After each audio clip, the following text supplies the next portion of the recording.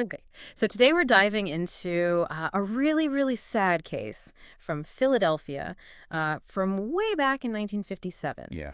The boy in the box. It's a fascinating case. Yeah, it really is, especially now that we know who he was. Right. Yeah. Joseph Augustus Zarelli. Yeah, Joseph Augustus Zarelli. And we've got just tons of information on this case that we're going to try to break down and Absolutely. and see, kind of how it impacted everybody. Yeah. And really, I think this is one of those cases that really shows how far investigations have come. Right. As you said, it starts back in February of 57 1957. with a college student Yeah. finding something in the woods off Susquehanna Road. Yeah, he found a box, Yeah. and inside the box was the body of a little boy. Tough one. Oh, it's just awful. Hmm. They thought he was maybe like between 4 and 6 years old. Yeah. And he was naked. He was malnourished. Clearly abused. Yeah. Signs of severe abuse. Yeah, it was really sad. And of course, for more than 60 years. He was known only as the boy in the box or America's unknown child. It's so sad. Yeah. It's heartbreaking. Yeah. But the initial scene itself did offer some clues. Okay. He was wrapped in a plaid blanket Okay. inside of a bassinet box. The bassinet box. Yeah, from JCPenney. Huh. Interesting. And his hair had been cut kind of crudely, Oh. possibly after death. Really? And the autopsy showed that the cause of death was blunt force trauma. Oh my gosh. And the numerous bruises and scars all pointed to, a history of abuse. Gosh. And back then, DNA wasn't really a thing. Right. So investigators relied mostly on, eyewitness accounts, Right. physical evidence. Yeah. And in this case, that just wasn't enough. It's amazing that they did so much. They followed thousands of leads. They put out flyers. It was a huge media case. Right? It was everywhere. And they still couldn't figure it out. Yeah, and I think it really highlights just how vulnerable Yeah. and isolated some children are. Yeah. And as the years went by with no answers, a lot of theories started popping up, Oh, bad. trying to explain what happened. Yeah. One was the foster home theory, Okay. because there was a similar bassinet. Oh, so like the same kind of bassinet? Yeah, the same kind of Yeah. had been sold at a nearby foster home, Huh.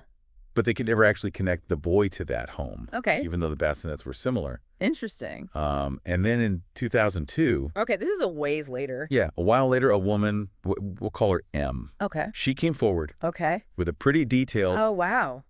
and disturbing story Okay. about a boy named Jonathan, Jonathan. who she claimed her mother had actually purchased What? and abused and then killed. Oh, my gosh.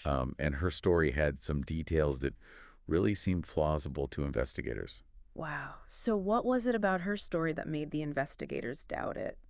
It's interesting because it was so detailed, but they just couldn't find any proof Oh, wow. to back it up.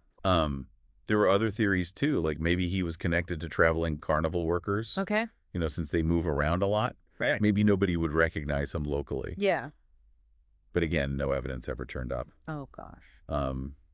And of course, there's always the chance that it was an accident. Right. Somebody panicked, Oh, yeah, and tried to hide it. tried to hide it. Exactly. Yeah.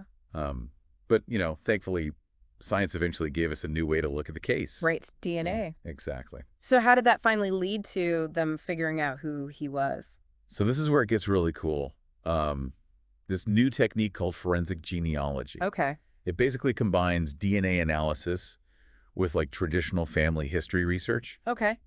and it can help identify distant relatives. Oh, wow. So in 2022, they compared the boy's DNA Okay. to these public databases, Right. and they were able to find some potential family members. Oh, wow. And eventually that led them to Joseph Augustus Zarelli. Wow. So after all that time, all those dead ends. I know, it's amazing, right? It was the new technology that really made the difference. It really did. It's incredible. Yeah, it really is. But even with this huge breakthrough, Yeah. it's not over, is it?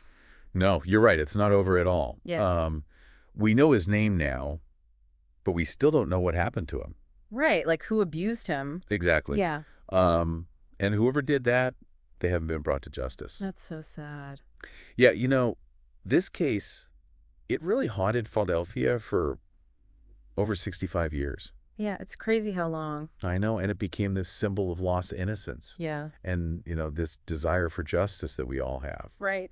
I mean, think about it. He was reburied in '98 as America's unknown child. Wow. after all those years of not knowing who he was. It's really powerful. It is. So identifying him in 2022 was a big deal. Oh, absolutely. It was huge. It really shows how powerful these new forensic techniques are. For sure. And how dedicated investigators are. Yeah, they don't give up. No, they don't. But, even with this amazing discovery, Mm-hmm. there's still so many questions about what happened to Joseph. Exactly. And it makes you think, Yeah. how many other people are out there Oh, yeah. who are still unidentified? Yeah. And, what will it take Right. to finally uncover their stories? It's a good question to think about. Yeah, I think so. Yeah. Yeah. It really makes you think. It does.